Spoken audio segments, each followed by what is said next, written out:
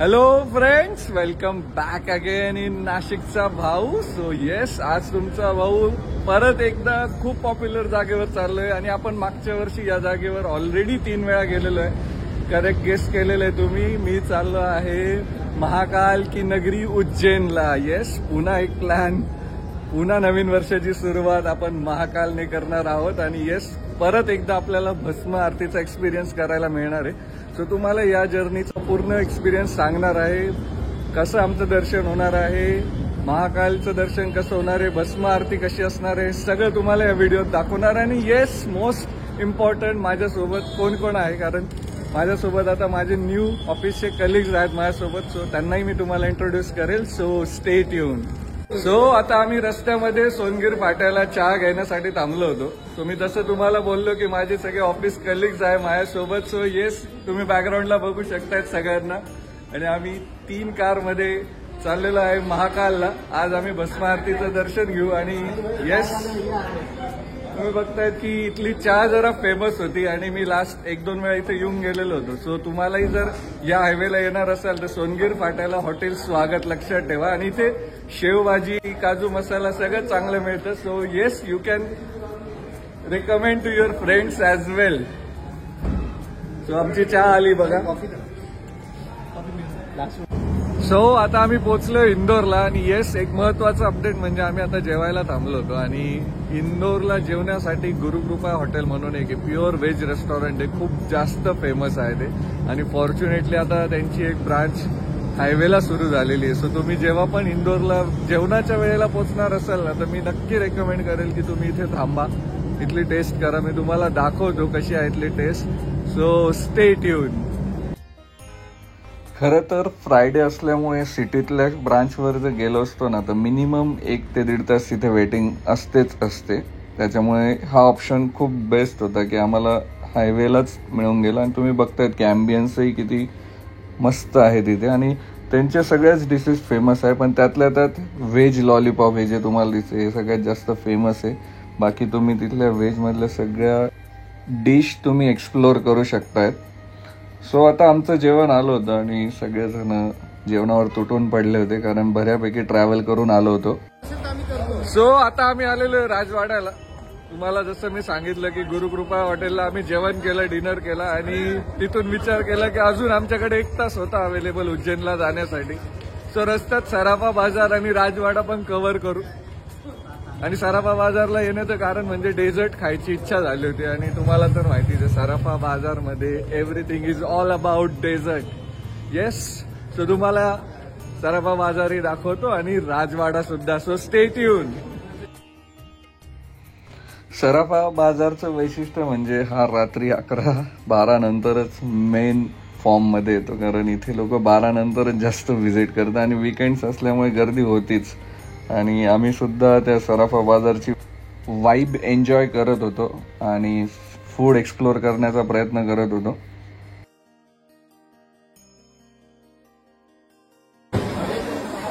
Finally we are in Indore. यो.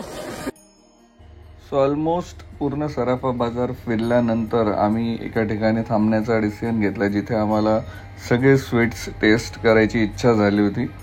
आणि तिथे एक कुल्फीवाला आहे, गोल्ड कुल्फीवाला. तर तो पर्सन पूर्ण सोन्याचे दागिने घालून ते कुल्फी सेल आउट करत असतो. आणि तुम्ही बघतायत की हे सगळे स्वीट्स तुम्हाला तिथे ट्राय करायला ऑप्शन असतात. जलेबी, मालपोहा, रबडी, गुलाबजामुन सगळं. सो आम्ही एका ठिकाणी थांबून सगळ्या डिशेस एक्सप्लोअर करायचं ठरवलं.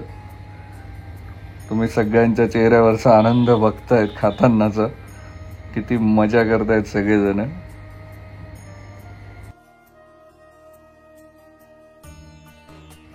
आणि सराफा बाजारमध्ये डेझर्ट खाऊन झाल्यावर आम्ही लगेच थोड्याशाच अंतरावर, अगदी 50 मीटर अंतरावर राजवाडा आहे.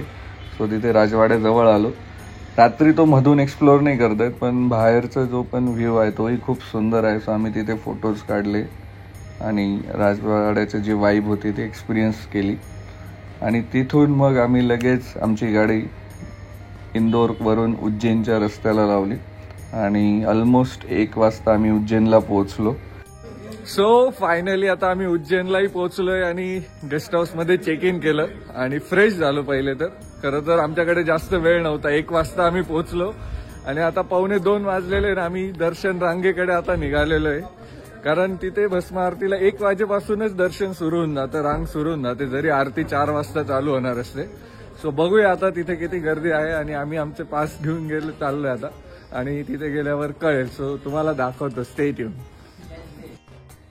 तुमच्या दर्शन पासवर तुम्हाला कुठल्या गेटने एंट्री करायची ते लिहिलेलं असतं, त्याच गेटवर तुमचा दर्शन पास चेक केला जातो.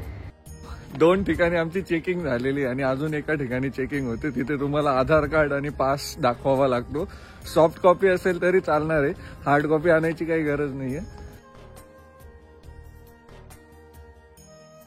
सो 2 चेकपोस्ट नंतर आता आम्ही जो मेन हॉल आहे ना त्याच्या बाहेर उभो आहे आणि तुम्ही बघू शकतायत की हा महाकाल कॉरिडोर आहे इथे आणि आम्हाला सगळ्यांना इथे लाईनीत उभं केलेलं आहे आणि इथून मग आम्हाला आता मे बी अजून 10-15 मिनिटांनंतर इथून सोडतील आणि तिथे मध्ये 2 तास वेटिंग आहे अजून.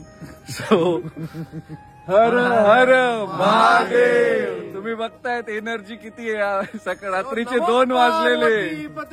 हर हर महादेव. आता ऑलमोस्ट 2:30 वाजून गेलेले आहेत आणि आम्हाला ऑफिस मधून निघून 13.5 तास झालेले. पण तुम्ही सगळ्यांची एनर्जी बघू शकतायत की किती आहे एनर्जी. नमो पार्वती पते, बोलो हर हर महादेव. बोलो बम बम बोले बम बम बोले बम बम बोले. नमो पार्वती पते, हर हर महादेव. बोले बोले महादेव महादेव.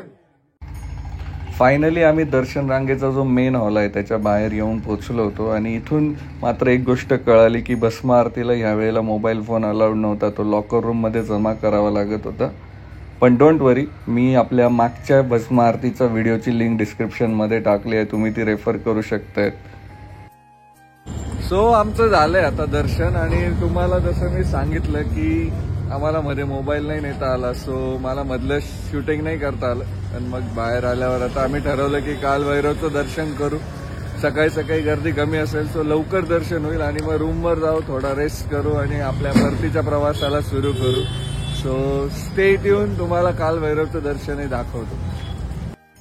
आणि उज्जैन टू काल भैरव हे अगदी 15 मिनिटाचं अंतर आहे आणि तुम्ही बघतात की रस्त्यात शेताचा नजारा किती सुंदर आहे. सो आलोय आता आम्ही काल भैरवला. खूप कमी गर्दी जसं मी तुम्हाला बोललो, पण अजूनही ते भस्म आरतीचे वाइब्स जे आहे ना ते अजूनही फील करतोय आम्ही, ते व्हायब्रेशन्स फील करतोय. म्हणजे मागच्या वेळेला आम्ही फर्स्ट फ्लोअरला होतो, यावेळेला ग्राउंड फ्लोअरवरनच तो एक्सपिरियन्स घेता आला. सो खरंच बेस्ट एक्सपिरियन्स होता तो आणि आता त्याच व्हायब्रेशन्सने काल भैरवला आलेलो आहे. सो तुम्ही बघतायत की थंडीचे दिवस असल्यामुळे थोडं धुकं होतं तिथे आणि थंडी पण बऱ्यापैकी वाजत होती. पण एक आनंद होत होता की काल भैरवला आलो आणि अगदी 15 मिनिटात आपलं दर्शन होतंय.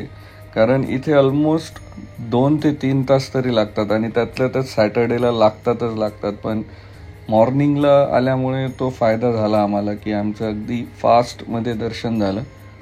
आणि हेच ते देवस्थान आहे जिथं दारूचा प्रसाद चढवला जातो. आणि तिथून दर्शन करून आम्ही गेलो गडकालिका माता मंदिरला. असं म्हटलं जातं की तिथे मातेचं अप्पर लिप जे आहे ते कट होऊन पडलेलं आहे आणि ज्या आपण लोकांना बोलण्याचे काही इश्यूज असतात ना तर ते तिथं दर्शनासाठी येतात. हे काली माताचंच एक रूप आहे आणि 51 शक्तिपीठांपैकी एक जागरूक स्थान आहे. आणि तिथून आम्ही म्हणजे जे रिक्षा आम्ही केलेल्या होत्या त्यांनी सजेस्ट केलं एक ब्रेकफास्टसाठी दुकान जे उज्जैनमध्ये फेमस होतं. सो तुम्ही बघताय की आम्ही 2 रिक्षा केल्या होत्या आणि आम्ही सगळे कसे बसलेलो होतो त्या रिक्षेमध्ये.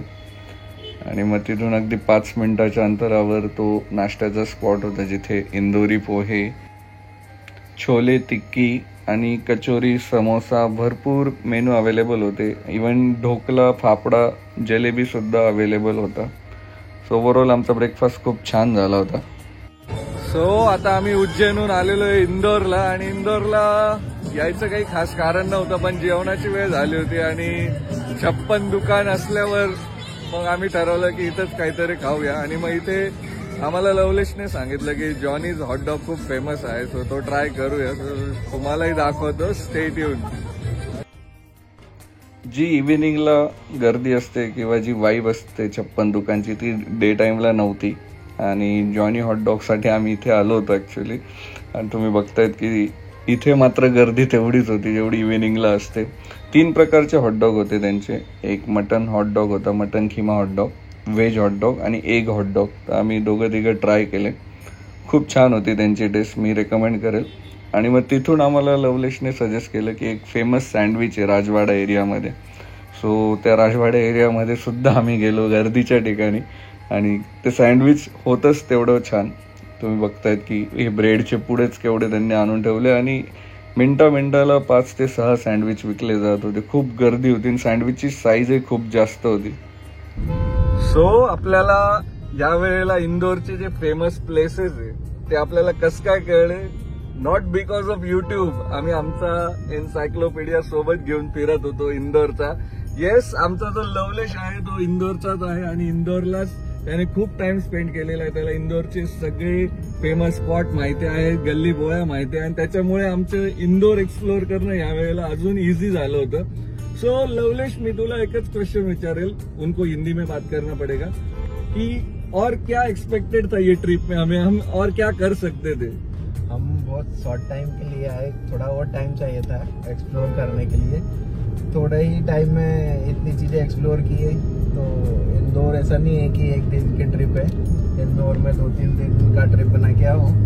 अच्छा, चलेगा लवलेश, हम ये डेफिनेटली वर्कआउट करेंगे. अगले टाइम हम थोड़ा ज्यादा टाइम निकाल के आएंगे और लवलेश के साथ बहुत ज्यादा इंदौर एक्सप्लोर करेंगे. फायनली आता आपली ट्रिप कंप्लीट झाली असं म्हणायला हरकत नाहीये, कारण आता आम्ही इंदोरवरून डायरेक्ट नाशिकसाठी निघालेलो आहे. आणि आता आम्ही ऑलमोस्ट रात्री 10-11 वाजेपर्यंत पोहोचू असं एक्सपेक्टेड आहे. सो आपण या ट्रिपमध्ये उज्जैनची भस्म आरती आणि त्याआधी सराफा बाजार, राजवाडा आणि उज्जैनलाही आपण भस्म आरती अटेंड केल्यानंतर कालभैरव, गडकालिका माता मंदिर हे सगळं बघितलं. आणि त्यानंतरही वेळ उरला म्हणून आम्ही आता इंदोरला तुम्हाला किंवा 56 भोग जे आहे ते दाखवलं. आणि त्यानंतर तिथलं जे फेमस सँडविच होतं राजवाड्याच्या जवळचं, ते सँडविच सुद्धा तुम्हाला दाखवलं आहे. सो कसा वाटला तुम्हाला हा व्लॉग मला नक्की कमेंट बॉक्समध्ये सांगा. Thank you so much for watching.